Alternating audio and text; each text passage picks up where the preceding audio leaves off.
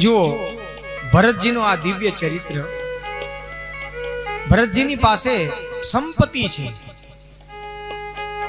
ભરતજીની પાસે સત્તા પણ હવે હાથમાં આવી ગઈ છે, સૈન્ય બળ છે, સત્તા સંપત્તિ આ બધું બળ છે. ગુરુદેવની આજ્ઞા પણ હતી, છતાં એ રામને શોધે છે. આનો અર્થ સંપત્તિ, સત્તા, રાજ્ય, પદ, પ્રતિષ્ઠા આ બધું મળી જાય ને, એ મળી ગયા પછી પણ જે રામને ન ભૂલે ને એનું નામ છે ભરત. આપણે ત્યાં તો દુઃખની અંદર જ રામનું નામનું સ્મરણ કરવામાં આવે, બાકી સુખની અંદર તો સોની યાદ આવે ને.